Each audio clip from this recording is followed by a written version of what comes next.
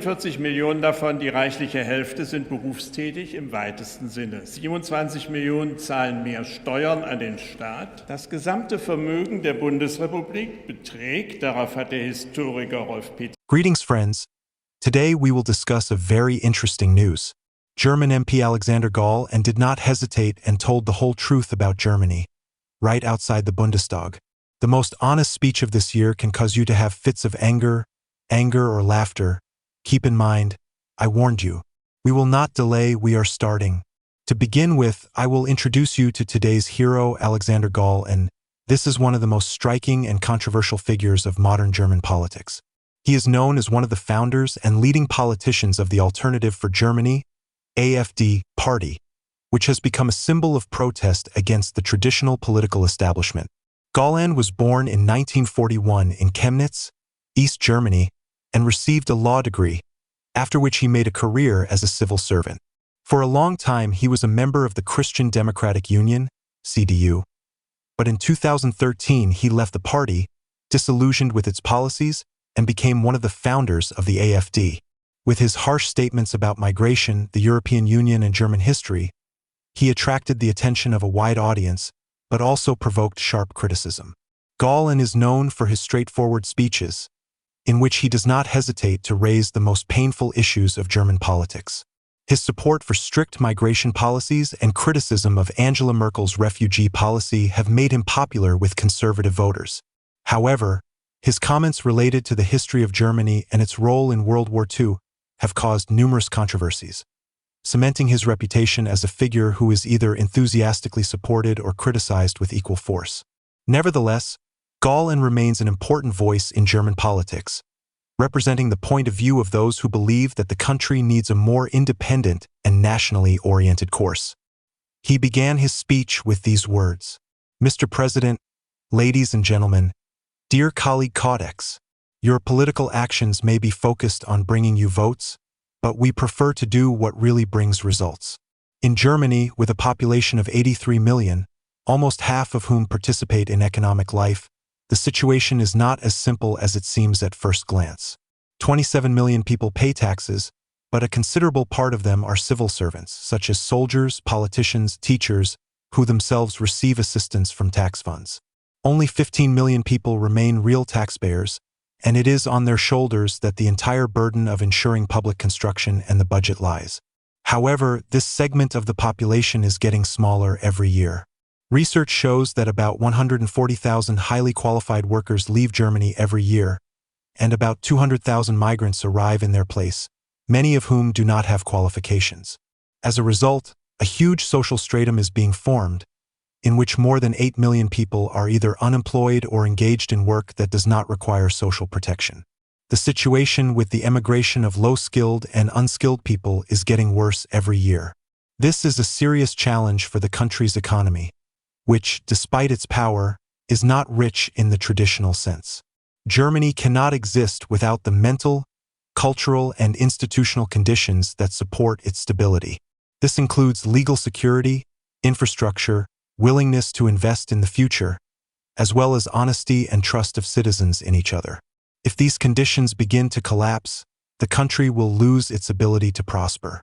If the cost of maintaining migrants is twice as high as the budgets for research and development, the efficiency of the economy will fall. Germany has no other resource than the hard work and intelligence of its citizens. If the problem of migration and illegal border crossings, which are increasing by 500 people per day, is not solved, the situation will become even more tense. This is just the beginning, friends. Then the brightest part of the performance awaits you. We are listening. Today, Germany is going through difficult times, when the loss of control over the migration process has become a real threat to society.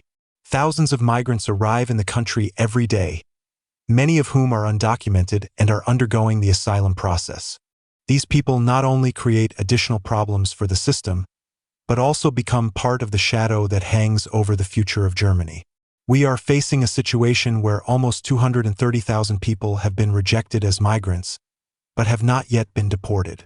Moreover, every year the country is obliged to accept about 250,000 refugees, and only a third of them arrive legally. This is completely absurd. For every word, asylum migrants get the right to enter the country. This is not just irresponsibility, it undermines the stability and security of society. Our country has changed because of this rampant migration. If the Christmas market used to be a symbol of joy and fun, now it has become a place where people should fear for their lives. It is now difficult to go to major events without additional security measures, and the police advise women to avoid walking alone at night. The Minister of the Interior of North Rhine-Westphalia even recommends that citizens avoid contact with strangers. This is not a joke. This is a real threat to public order. Crime is on the rise, and statistics designed to prove that the situation is improving only increases the feeling of insecurity. It all started in 2015, when Angela Merkel opened Germany's gates to mass illegal migration, saying she was fighting for a path that would benefit the country. Almost 10 years have passed since that time, and despite all the promises, the country has not coped with the consequences of its decision. At the last Bundestag elections, the Christian Democratic Union stated that Germany would fulfill its humanitarian obligations for resettlement, despite the huge number of problems associated with this process. However, what will be the price of such promises? The question of who approved the migration program has become a key point in this political discussion. Why is it introduced secretly without attracting the attention of society? This is a clear attempt to avoid broad discussions and possible protests, because the consequences of such a policy are devastating for the country. Germany, faced with a migration crisis, is torn apart. The policy initiated by Angela Merkel has damaged not only the internal order, but also jeopardized the stability of the whole of Europe. Countries such as Poland, Hungary, and others have already begun to criticize this policy, viewing it as a threat to their security and cultural identity. Germany, by its actions in granting asylum, actually gave the green light for anti-European sentiments, which eventually contributed to strengthening the position of Brexit. Because of this, there was a political division both within Germany itself and between EU countries.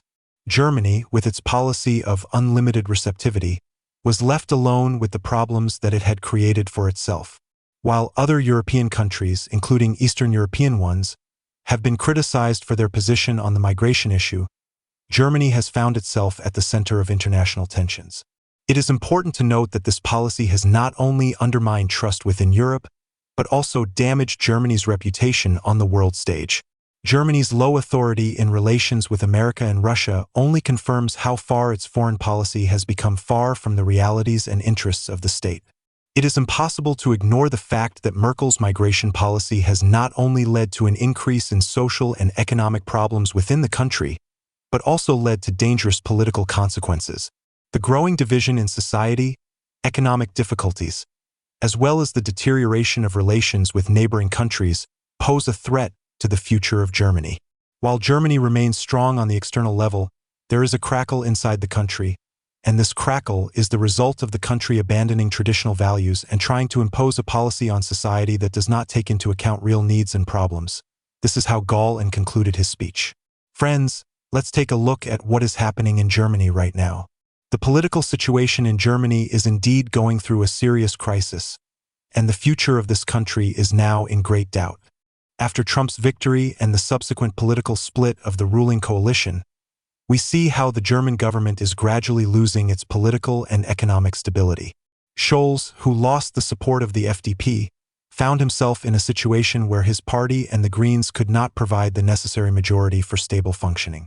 This exposes the main problem of Germany: political and economic dependence on external factors, including Washington.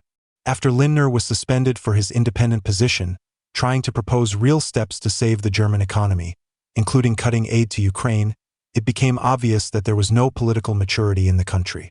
The problems associated with energy dependence, the loss of economic positions in Europe, and the observed leakage of capital and production in the United States only exacerbate the situation.